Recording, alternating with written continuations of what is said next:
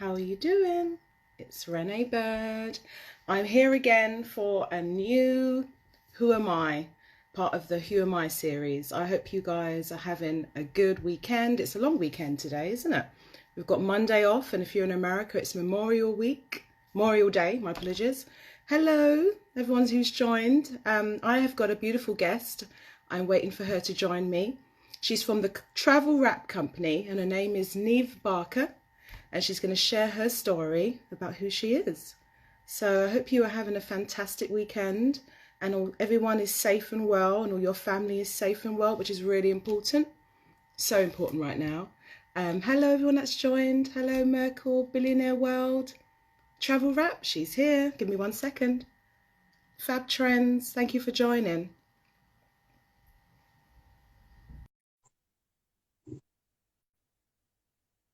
I'm just waiting. Good morning. Hi, good morning, Niamh. How are you? I'm okay. How are you? I'm very well, thank you. Can you hear me okay? I can. Can you hear me? Yes, I'm, perfectly. I've squirreled myself away in my bedroom in the hope Oh, that I know. the teenagers aren't using the Wi-Fi downstairs. Oh, Oh, okay. No, you're looking very gorgeous. oh, thank you. I thought I'd do myself up a bit. I'm wearing a dress actually from the Vintage Company. It's a little plug for them. So I've been just want to dress up a little bit. You only get a chance, don't we, to do it? We're I just at home loungewear. I know, and it's a sort of mindset, isn't it? I think I started all this out, kind of wearing quite loungy wear for me. I mean, I still do. I still default a Yeah. bit to my nice cashmere jumpers, but I do always. I kind of quite enjoy the process of putting a bit of makeup on, getting your hair sorted. It's nice, Going isn't into it? the It feels office. different. It just sort of sets you up, doesn't it? It does. It's so lovely, lovely to see you. I like your hair actually. Your hair color's beautiful. Oh, do you Very know, Ren, vibrant. my husband's been cutting my hair. It's one Oh, of those, I'm very much all my, a lot of my self-esteem lies in my hair. I think, like a lot of women. So when all this happened, one of my biggest things was, oh my God, how am I going to I get my hair cut like every 4 weeks, yeah, like you with long hair. yeah. And I dye my hair. And I thought, oh my goodness. And I phoned my hairdresser the day before we went into lockdown. And I said, Emma, is there any way? And she said, no, the salon is closed. So you kind of have to Um, respect that. I was tempted yeah. to say, can you get into some PPE and come round? Of course. And then I thought, oh my God, hair dye. So I kid you not, I've stockpiled enough hair dye in our utility room for Mhm. COVID 2021 and 22 probably, just in case. And then the next thing was, I'm going to have to do something about cutting my hair. How do I do that? So my husband said he would have a go. So we bought lots of equipment from Amazon. I think I bought up all our stuff, and all that gets lined up in the bathroom.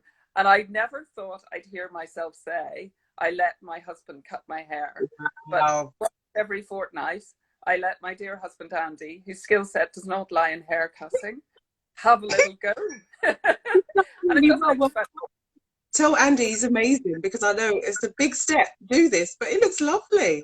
Thank you. Thank You've got you. to be Thank you. we've got to be resourceful, haven't we? And I think, you see loads of Instagram and posts and like Facebook posts of people cutting people's hair. It's hilarious. Some are disasters. And like, oh my God. He's done Yeah. fantastic. Well done. Yeah. Andy. There is that moment when you think our marriage might hinge on this, Mm, do a yeah. video. But it is funny how much things like that mean to you, isn't it? I thought I can't go without my hair being cut for. I've always had short hair. And it's the first people see, isn't it? Your hair, like my skin has been breaking out. I was speaking to my friend because sometimes I think just a little bit of stress. You don't realize I'm feeling good. I'm quite a positive person, Yeah. but change in the environment is just kind of had its effect. So it's so important. Whatever you need to do Yeah. to make yourself feel better, I think you need I to do couldn't that. agree more, Renee. I think a little bit of Mhm. lipstick and a haircut. Definitely. Mind you haven't seen the back. Well, what I see looks wonderful, but no, it looks really nice. It actually suits you. I love a shortcut. It's very nice. Very nice. His No, no, daytime job is a psychiatrist, so that comes in useful as well sometimes. yeah, that's so lovely. Well, I'm here with the lovely Niamh Barker from the Travel Wrap Company. And today I'm really excited. This is another series of Who Am I? And as you know, guys, my job is to use the platform for purpose. So I've been meeting some amazing women entrepreneurs that just so happen to be women. But I've got a few men coming up, by the way. And yeah, I just want to hear your story. I've had a read and it's amazing. So how did it start? You can start from the beginning. Start from the beginning. Shall I show you quickly what we do so that I can set the scene, Rene? So I got one of these from the office. So this is our travel wraps. This is the box. Okay. Yeah. So they all come in, and you can imagine the box. I'm so obsessive with detail. So this is about 5 designs in. So this is the box, and then the inner reaches of the box. I'll just open it up. All the tissue paper and stuff. I love all of that. Oh. So this, yes, because I always thought, well, right back in the early days, I started this over 10 years ago now. I always thought, well, Joe Stone would never have sold perfume if it wasn't for the lovely packaging. So I think packaging is a really important element of the offer. Now, this is I brought up one of the lovely, just plain navy ones, which is our very, we obviously do lots of other ones these days, designs and fancy jacquards and things, but this is kind of it. This is the so this is the gorgeousness. So this is the lovely travel wrap that we do. So I thought I'd start by showing you that. And it looks so luxurious, and because the thing is, when we do travel, and we are going to be traveling, and I know the aviation industry is going through some stuff, but it's going to open up. And when you do, it's so important to be comfortable. So your travel wrap as well, now it can actually protect us a bit. Obviously not the main thing of covering your face, but isn't it interesting that you've created a brand which actually now is going to have more durance, isn't it? Well, it is interesting, Rene, because when this all kicked off and it started kind of happening, and I thought, my goodness, we sell travel accessories. That is not. There is very little relevance now for people buying travel accessories.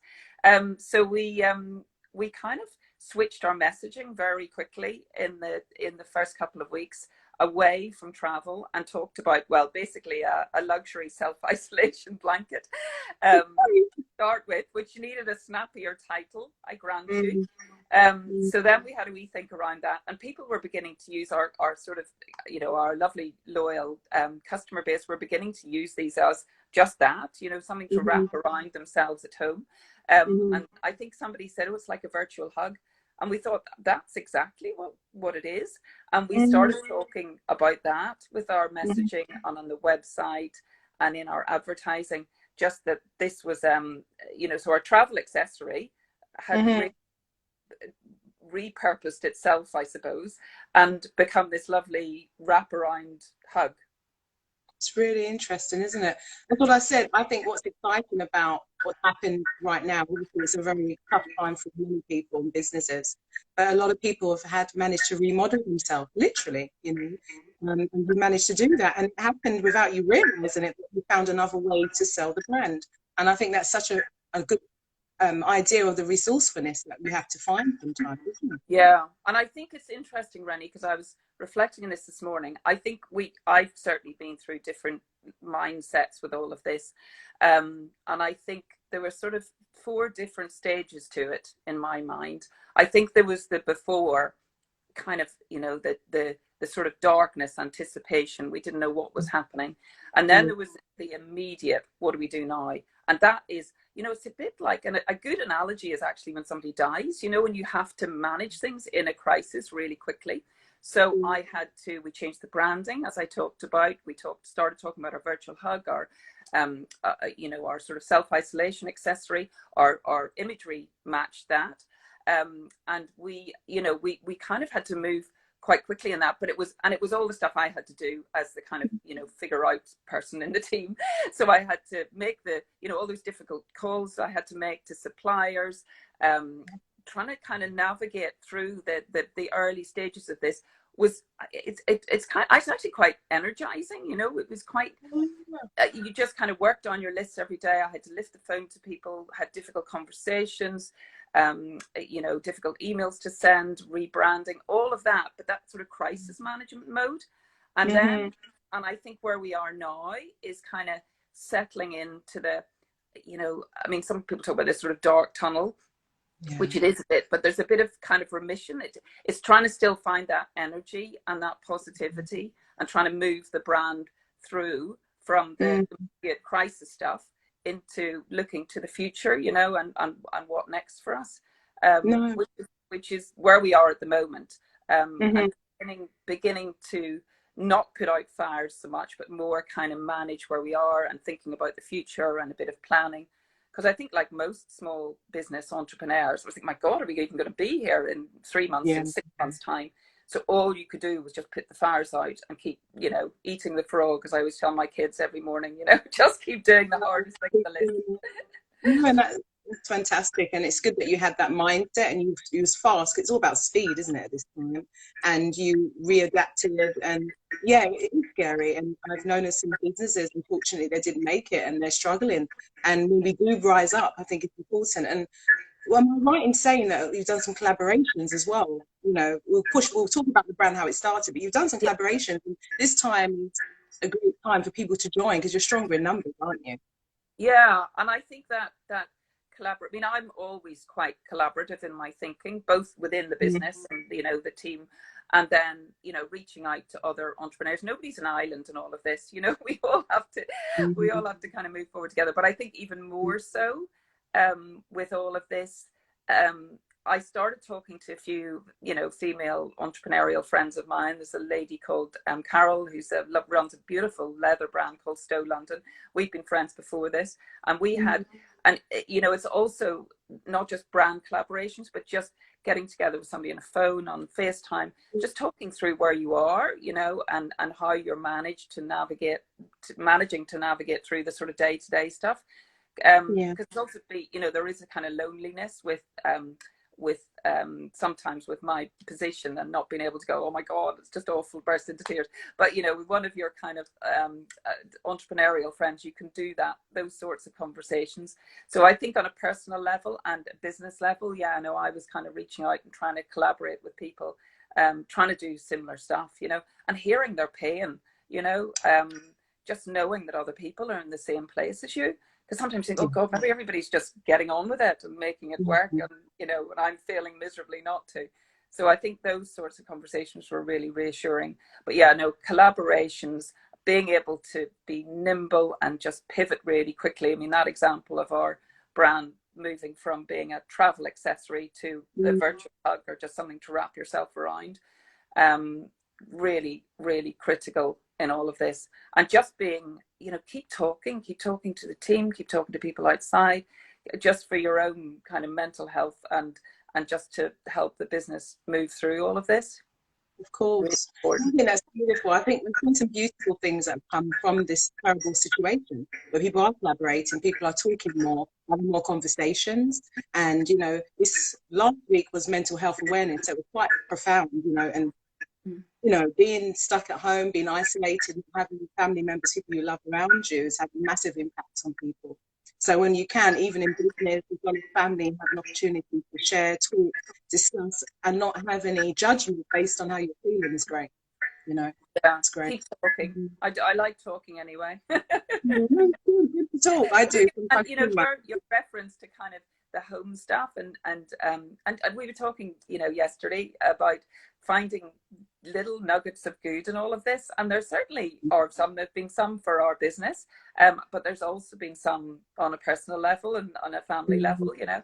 And I live in a house with my husband, my lovely husband, and my two teenage children, who were kind of, it's interesting, isn't it? Because teenagers, when they get sort of 14, 16, which my two girls are, they're beginning to nudge their way out, you know. So we saw a bit of them, but not a huge amount. And then all of this happened. And of course, we're all stuck in the house together, relatively safe. But, you know, we have to start having, we were eating together, having conversations together, playing Monopoly together, you know, playing cards together, finding Yeah. movies that we all wanted to watch together. So all of that, you know, there's a lot of joy in all of that, and just reflecting on that is interesting, It's because, nice. you know, we didn't see an awful lot of them before that. I'm sure they would like to see less of us. Yeah, well, you know, you kind of like, they don't think Yeah. mum and dad are cool. No, What's that's that? lovely. I said they Yeah. don't think mums and dads are cool. They don't realise that we've kind of been here before, but they don't see that. But that's lovely. No, but And it was you're nice to hear right. them. It was nice to hear them saying, you know, it's nice that we all kind of get along. And we do, Yeah.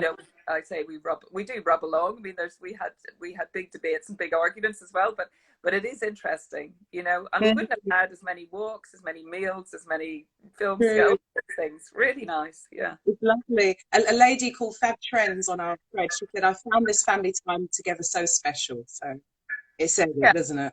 Yeah, Yeah. there's a lot to be said for that.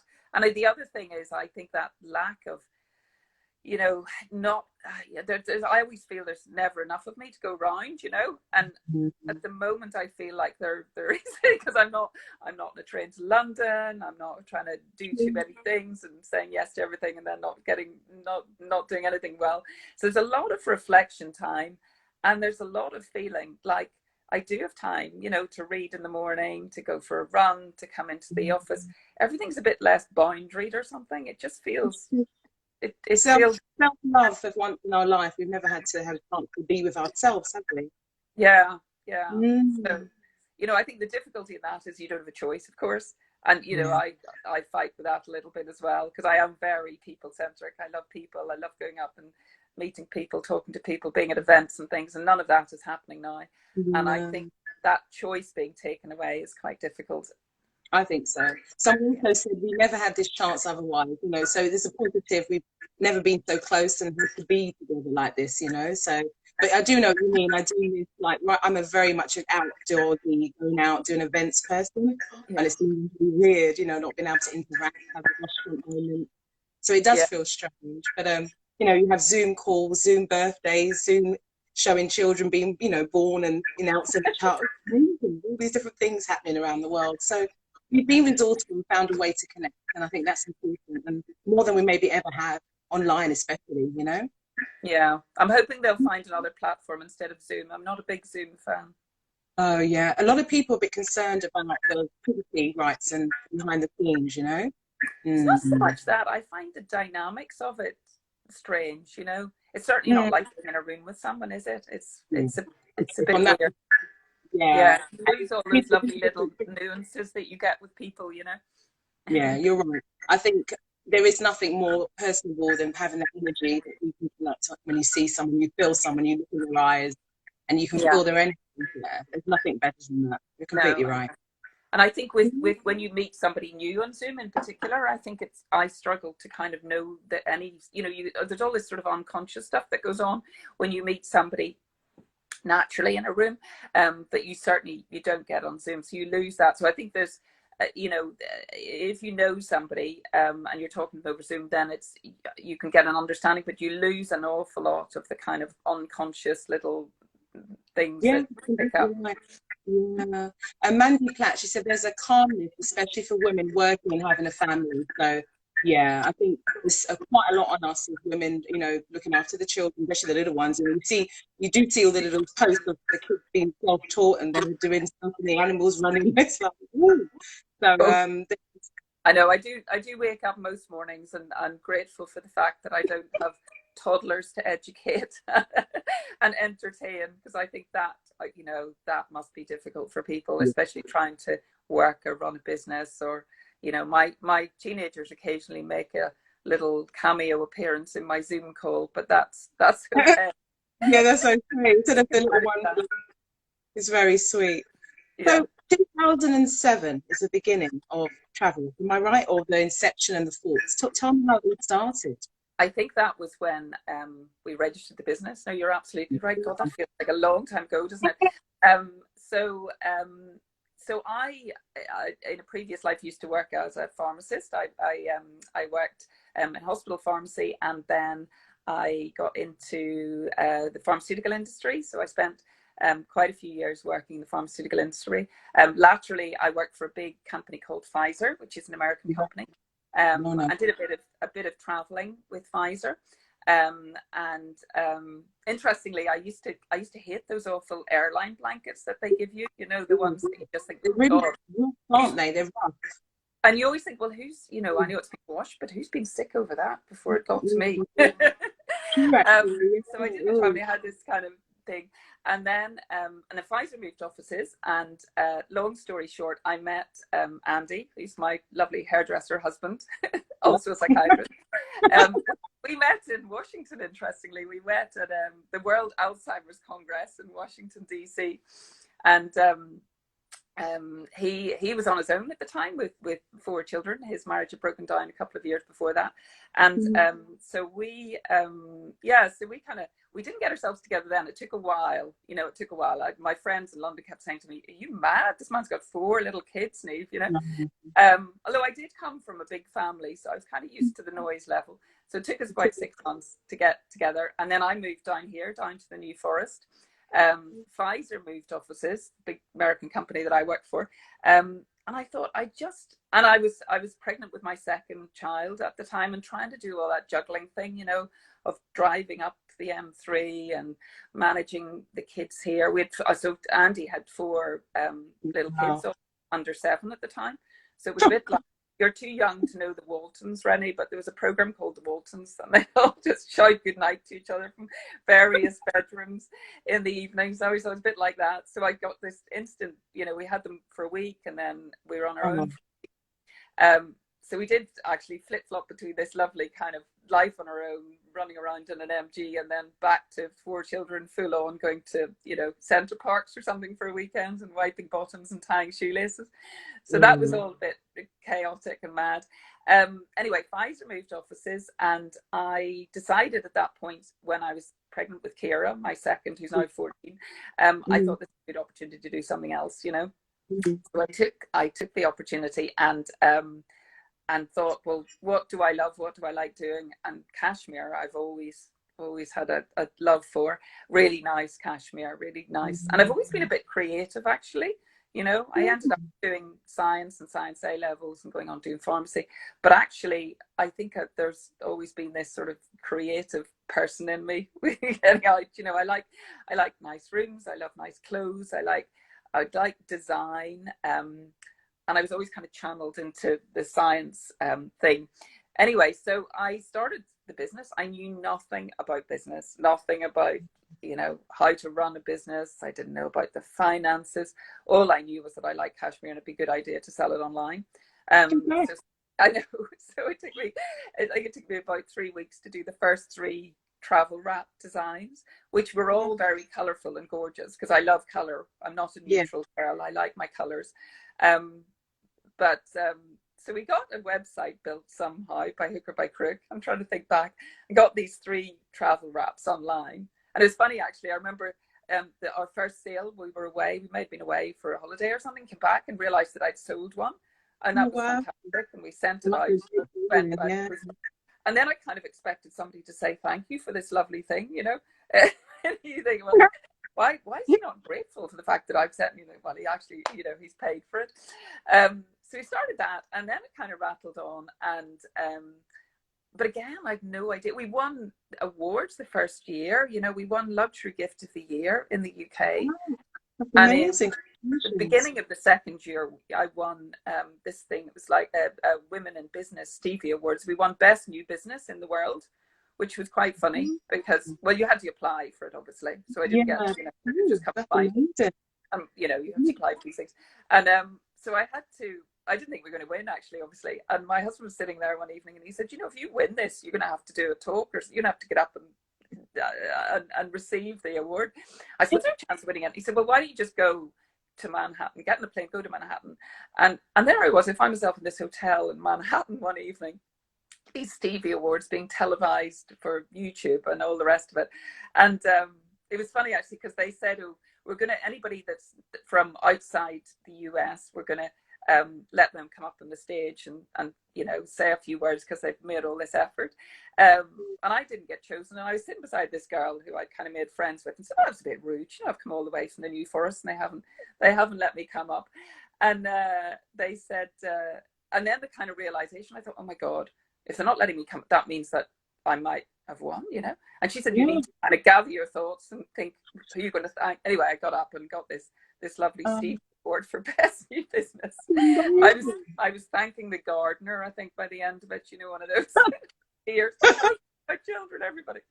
So we did that, and that was kind of, and then we were in like the Wall Street Journal or something, I think. But of course, I wasn't set up to sell to the US.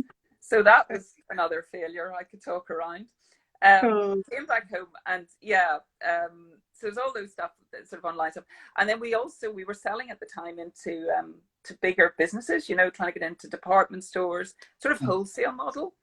But our trouble with that, Rene, was that we knitted in the UK, and it's expensive to knit in the UK, you know, and manufacture in the UK. And there wasn't enough margin, because the mill that we use up in Scotland, it's fantastic. It's an over 200-year-old mill. And we work with them very closely and have done since the start of this. But they're kind of, you know, business-wise, there wasn't enough margin in it for everybody. So the wholesale model just didn't work. It really didn't work. Felt it was very much a busy fool stage of the business, where we just, you know, I was going to all these trade shows and people were challenging the pricing, and I was saying, oh my God, you know. So we were making barely anything on every wrap that we sold into these stores. We were in Fenwick, we were in some big Japanese department stores, in American stores. We were, you know, we looked to the outside like we were doing really well.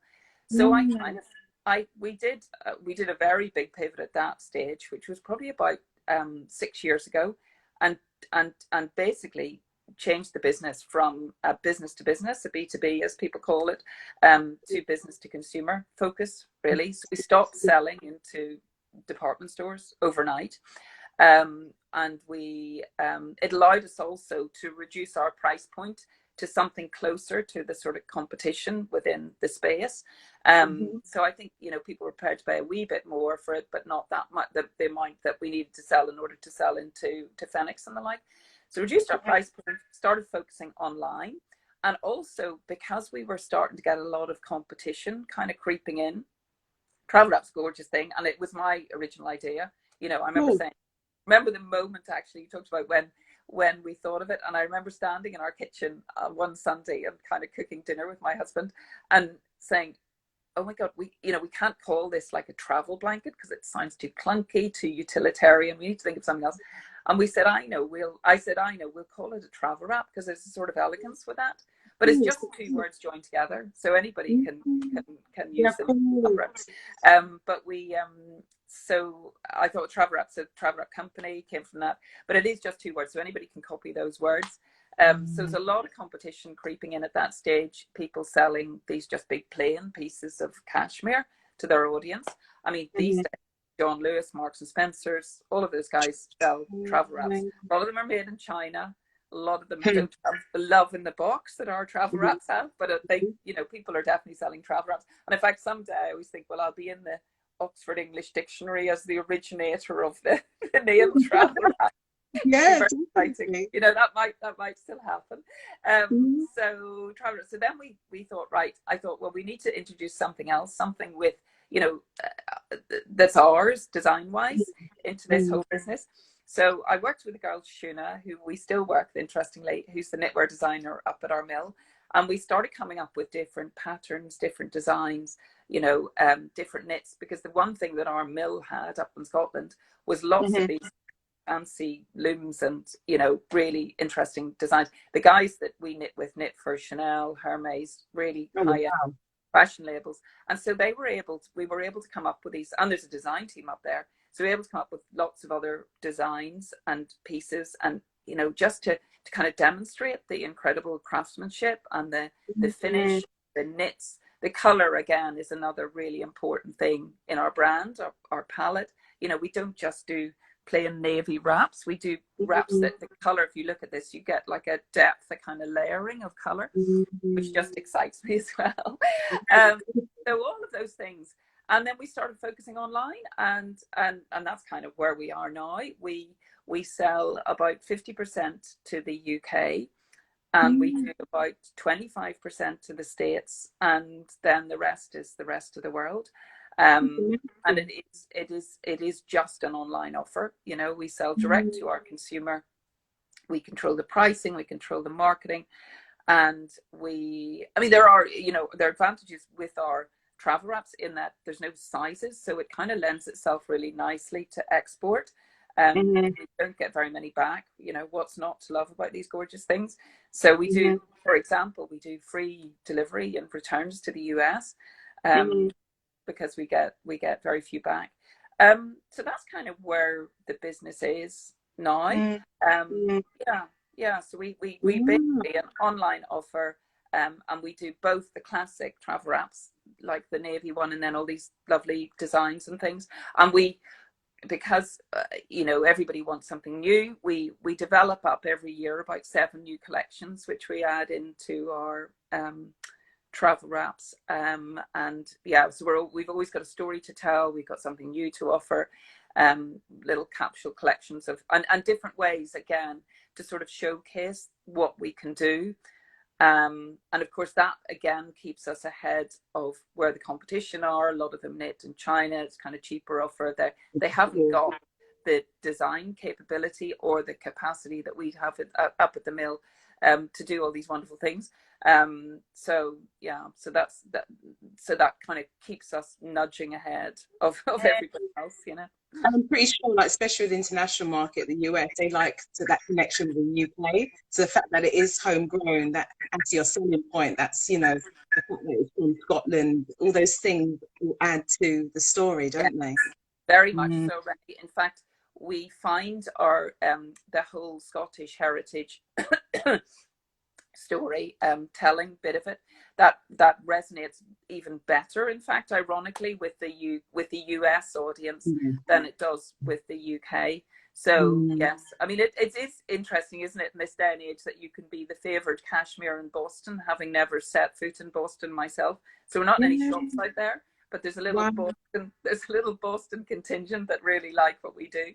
So I speak to some of our US customers, and they love what we do, and they love the Scottishness, and they love the brand provenance and the story and all of that. So we probably, we do that in a more obvious way maybe to the US, and then in a less obvious way to our UK audience. But and I think I heard you speak about sustainability. I mean, what's the so many different things when it comes to sustainability, the packaging, where it's from. So talk me through your model or your mission on that. How would you see it going forward? Yeah, I mean, well, I think that will be, I think buyer behavior will change after all Yes. of this, and that's something we're talking about at the moment within the business, because I think we will begin to see people buying products that, well, interestingly, a wee bit more like our travel wrap, quiet luxury, Yes. but with, I mean, I think the sustainability stuff, Rene, or credentials and the kind of supply chain and where your product comes from will become much more important to people. People will buy closer to home. You hear this term quiet luxury talked about a lot. The CEO of Johnson's, who we knit with, talks about it an awful lot, actually. And I think, I had a conversation recently with the commercial director up there, and he said, Niamh, people won't be buying blingy stuff after this. They don't want fancy shiny shoes and dresses. They want to see more. There's that sort of quietness to what we think people will want to buy after all of this, and I think the sustainability is very much part of that and part of our DNA. I mean, our sustainability and how we manage it, we do it through, we knit with Johnson's, and that was really important to me when I was looking for somebody to knit with, and they are very careful about their supply chains, about who they knit with, about Simon Cotton, again, the CEO up there. He makes a lot of trips out to Mongolia. They're part of the Sustainability Fibre Alliance out there, or an international body. They, for example, they pay the people that look after the goats that produce the cashmere, they pay them a year in advance. There's a lot of, all of those fair trade things, and kind of tracking that through the cashmere journey, they're really, really careful about. So I think what I did and all of that was, when I was looking for a supplier, I was naturally drawn to Johnson's, who had all that, who had all those credentials already placed. And I think that will continue to be a big thing for customers when all of this, we get to the other side and some sort of new normal. I think sustainability will become more prevalent probably in customers' buying decisions. So I think that will be interesting. But yeah, no, it's important to us and to our brand and to our customers, and also the made in the UK and made a bit closer to home, and knowing where something has come from and where the label has come from. I think that will be another important consideration for people making buying decisions after all of this. I think so. I think you're completely right. When you look at even what's happened in the COVID-19 and certain superstores I won't mention who have used external places in the world and the things that have been, the impact it's had, not that they've done anything perfectly wrong, but why the world is bigger now. You can see actually what's going on. And if you are sadly not looking after the ones who are generating it and it comes out, your reputation can be damaged overnight. So it's really important, isn't it? So if you can manage it, you can monitor it much better. Yeah, no, completely. Interesting. So travel. I love cashmere. I think it's the most beautiful thing. It's very luxurious. Do you? And who do you buy your cashmere from, Rene? I think Johnson Egging. I've got some socks. Which is Johnson Egging. Yeah.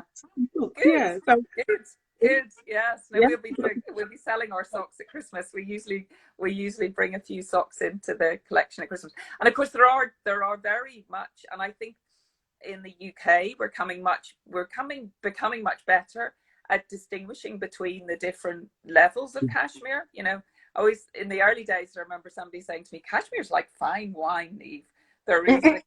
There's the blue nun entry level, and then there's the lovely, it's New Zealand, which is quite a good analogy, I think, to use. So our cashmere, and I know I'm slightly biased, but our cashmere is beautiful. You know, the kind of qualities of a good cashmere are the long hairedness, for want of a better word, the fact that it's long haired, it's combed rather than cut from the underbelly. So the Johnsons are suppliers. They'll go out and they're the only mill left in the UK that have a kind of vertical processor from beginning to end. So they basically buy the raw cashmere, which comes like big, fluffy bits of cotton wool almost. And then they process it right through to where it ends up as a travel wrap.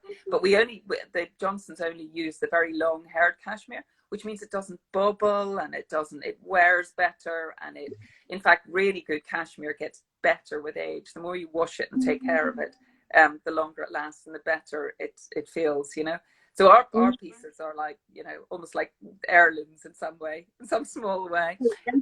It's nice. So when people buy it, it's something that lives with them and it grows with them and they can use that.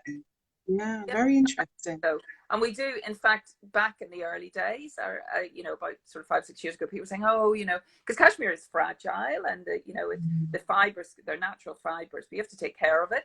And sometimes people, they love our travel wraps to bits over the years and they take them everywhere. And then maybe there's like a little fraying or something at the end. But then we started offering this reconditioning service for our travel wraps. How do we maintain and not maintain it? I'm very delicate with the socks that I have, but how do we maintain? Okay. Yeah, which was a nice kind of added value. I remember thinking, well, Gucci take their watches back and recondition their watches. And they, it's not a profit making part of the business, but it kind of adds value. And it, we care about our products. We care about the keeping the longevity of the product going. So people use that very much. So we get travel wraps back and we send them up to the mill, and they've got an incredible team of people up there where they wash them and they sort them out. They debubble any bubbles and they sort out the edges, and then they come back. And I kid you not, Rene, they come back good as new. Wow. I often think they must have a stack of travel wraps up there where they That's amazing. That's nice. And people really like that. And it gives you a response, I think, when people say, oh my God, this has happened. I've caught it in the dog's eaten it, or it's been caught in a pram or something. What do I do? So they take advantage often of our reconditioning service. And we also do, and I think those sort of added value things often is what separates brands. So we also do this. We brought in monogramming. So we can embroider letters or initials on our now.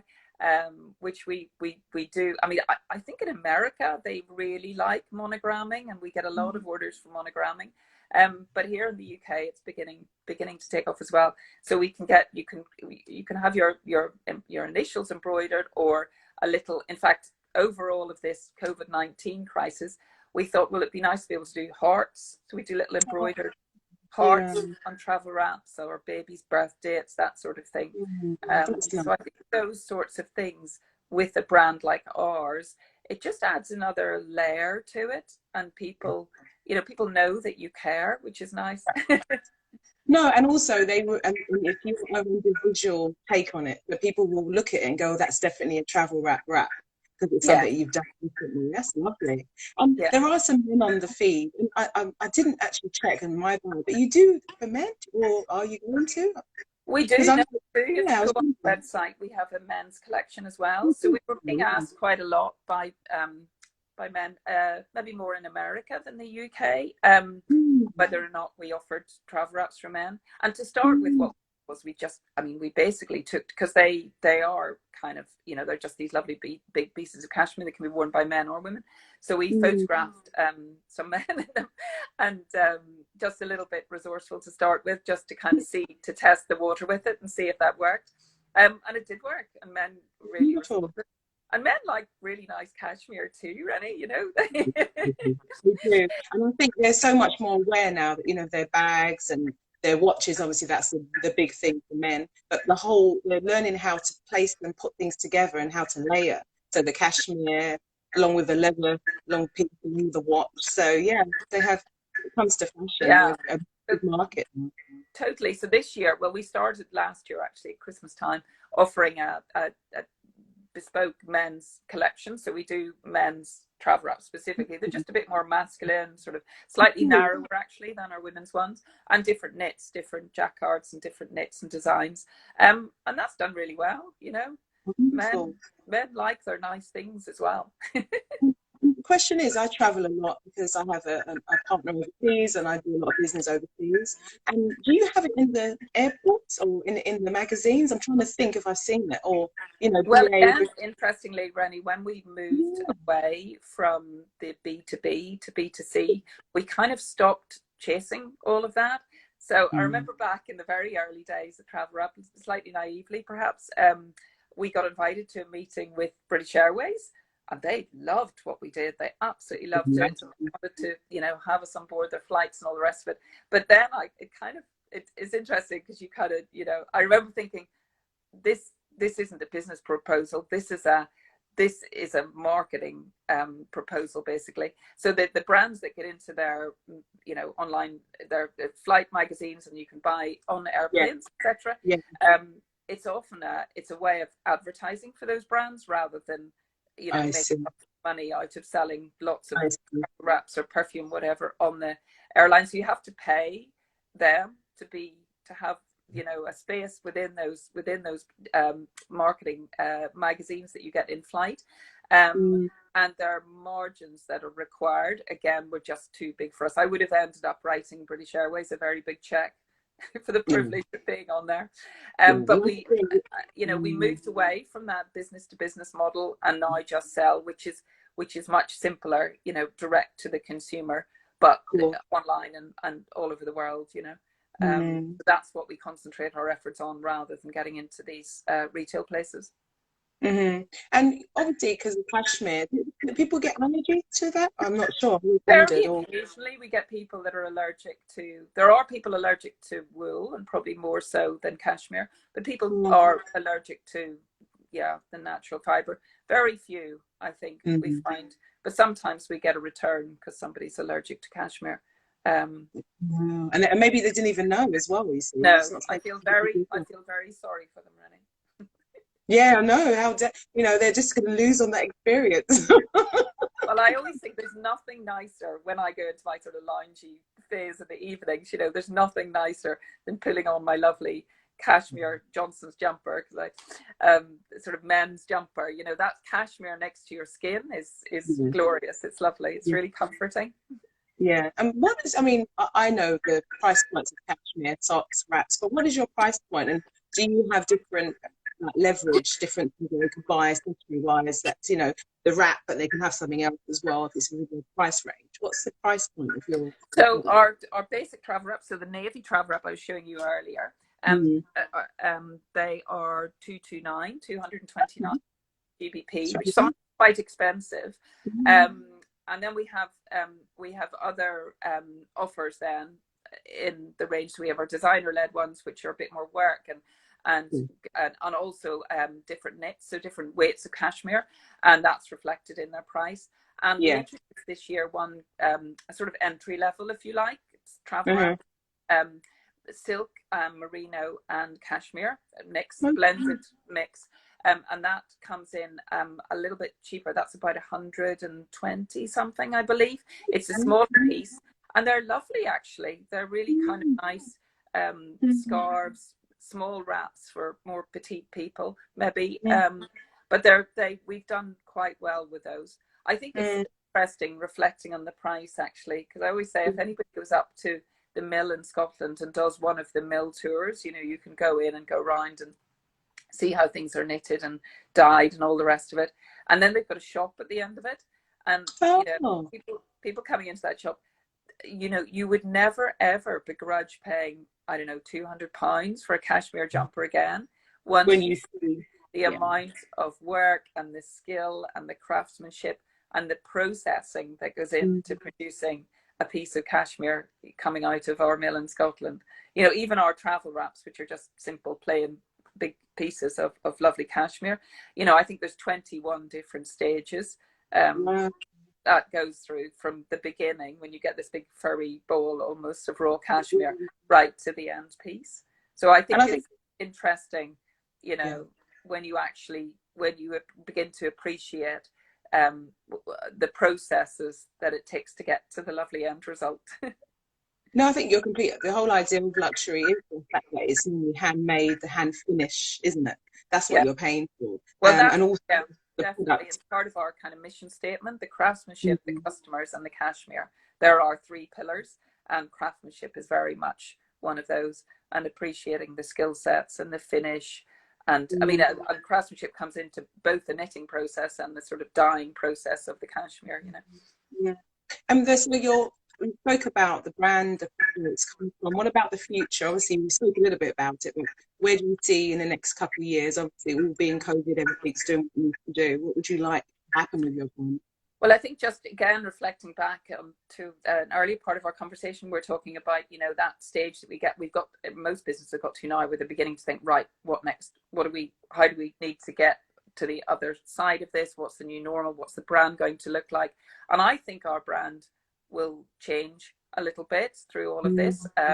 I think we'll offer, we're starting to plan to offer more, you know, different pieces within the collection, woven cashmere as well as knitted cashmere for the travel wrap. Maybe, you know, clothing pieces as well. So nice, sort of hoodies and jumpers and that sort of thing with our own distinctive travel wrap feel about it, because there's lots of competitors out there doing lovely cashmere jumpers. Why would people come to me and buy all of those things? So we're moving away from thinking, well, this is what we're going to do, just travel wraps and nothing else, into thinking, right, we probably actually, maybe as a result of learnings from all of this COVID-19, that we probably need to, well, we do need to extend our offer. Customer acquisition is expensive at the moment, so getting new customers in the door. Our current customer base are lovely and loyal and they'll buy from us anyway, but I think getting new customers across the line, as we talk about, you know, is hard and is expensive, and customer value and customer lifetime value all needs to come into that.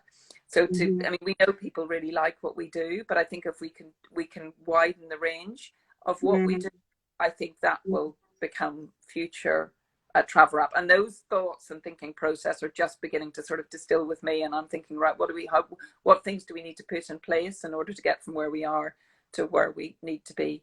So I think the main focus will be on extending the offer at travel wrap, and broadening it out so that we get different companies coming in and people coming back for more than just travel wrap. Yeah. Your retention plus your revisits. And then And the sort of brand stuff, you know, again, going back to the made in the UK, so the emphasis on that, our sustainability, our supply chain story and all of that. We've got a new website going live at the end of June. Okay. Yeah, which will be lovely actually to demonstrate all of that. So yes, there's a lot of thinking going on at the moment as to what we're going to become. And I think this COVID thing has just, it's kind of been, it's, you know, it's been a tough lesson for us and lots of other businesses out there, but it's been a learning lesson as well. And we will change. We will definitely change, and emphasis brand wise and on the product, on the extension of the product range will all become part of what we do. And as a takeaway, because we're going to round it up very shortly, what advice would you give to up-and-coming entrepreneurs about a few nuggets for them, like 3 nuggets of wisdom, I always say, of what they could do going forward to help them, to give them the encouragement to go for what you decided to do, because it was a massive plunge that you took and it paid off. So what would you say to them? Well, I always say to people, you know, I mean, and I still use mentorship as my main way of finding different views and different advice. And you don't have to have like a mentor as such, which I think is a bit of a scary thing to become for anybody as well. You know, will you be my mentor? And people say, oh, you know, I've got the time and da. So I will still all the time, and that's part of the process for me at the moment in where we're going next, because the journey never ends, Rene, does it? It's always, you know, right at the start and for now and you know, you're always trying to get to the next place, you know, and put that kind of pathway together. So I would say to anybody starting out, talk to people in whatever industry it is that, you know, you want to move into. Keep having those conversations, because your ideas will evolve so much with every single view you have, you know, and everybody will have a different view. So that kind of mentorship model is something I don't think we do enough of in the UK. I think there's a lot more of it in the US. But it's where I get my ideas from, where I get my kind of stakes in the ground, you know, to move from one to the next thing. And you know, the collaboration, female entrepreneurs that have done, you know, whatever they've done, find a way of opening a conversation with them, talk to them, and find out what their view is. So mentorship, I would say, is one of the most important things. Finance is another one that I think I didn't have at all in the early days. So know a little bit about finance. I always laugh and say, well, people that have a degree in accountancy have got a sort of 5-year head start on the rest of us, but they wouldn't take risk. You know, if I'd known what I know now about finance, I don't think I would have taken the risk. And the other thing is, of course, we're all wired differently. So somebody that's got a very creative head that wants to think about colour and design and how lovely the website looks and the product doesn't necessarily want to be thinking about the P&L. But I think that was my toughest lesson, not knowing about the finance. So I would say the mentorship, the finance, and talking, you know, collaborating, going to networking, speaking to people, finding a way. And everybody's always prepared. I always say, well, I'll have a cup of coffee with you and save you 30 grand. Very happy. Always, people give back more than you think they will, you know. And always aim a wee bit higher than you think you're. You know? No, you're completely right. You have to make those, because I have this thing, if you don't ask, you don't get. You have to ask. And I've asked many questions and I've asked for many things, and some people have said no, but majority said yes. Taken that. You have to ask. Totally, Rene. And you know, you have to ask 10 people to get one yes and one conversation. So you have to keep asking. You know, forget about your pride. You know, forget about being wrong. Just throw it away. That growth mindset. Just want to learn and get to the next place. Yeah, and don't and when you're, you know, don't be scared to go online and start trading. You know, things evolve. As long as that 80-20 thing really applies to businesses. You know, people are always searching for the perfect. Forget about the perfect. Get the page up. As long as you can make some revenue from it, it's good enough, because it'll all evolve, you know? Yeah, that's true. That's still a tool I use. No, I think, you know, your energy is infectious, Niamh. I'm seeing that you're passionate about the business. The brand is beautiful. I mean, I can't wait. I'm actually, as I'm talking to you, I'm doing a life under lockdown. So I'm pretty sure I'm going to I think it's perfect. Now I know we've done a different model spin on it, I'm going to definitely add it to that. I think that'd be phenomenal. And I'm excited to see where it goes. I think it's definitely going to evolve. We're going to be doing so much more with the brand going forward. And yeah, just keep fighting and pushing through. I think it's amazing. Brilliant. Thank you so much, Rene. It's been a joy. It's been lovely. Absolute joy. And where can we find the brand? What's your handles, Twitter, Instagram? Yeah, I mean, Travelwrap, you'll find, if you put in Travelwrap, TRAPLWRAP, we come up everywhere, you know, on Google, and we come up on Twitter, we come up on Facebook, we come up here on Instagram. That's amazing. No, I wish you all the best. It's a beautiful brand, a very luxurious brand. It's nothing better having something luxury, make you feel good. So, ladies and gentlemen, yeah, virtual hug. I love that as well. Hashtag virtual hug.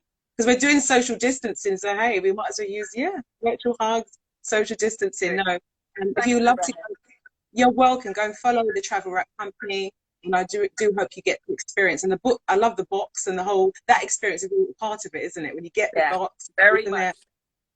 I am my own customer. Yeah, no, it's fantastic, and I'm very excited. You're very welcome. Congratulations, and I'm definitely hope we'll keep in touch. We will. Definitely. More interesting conversations, I think. Definitely. Thank you, Rene. Listen, you're very welcome. Day. The sun is definitely. shining. Yes, definitely. Thank you so much all for joining us. And the next Who Am I is actually tomorrow. So I'll catch up with you guys again. You take care. Bye-bye. Bye. Bye. Bye.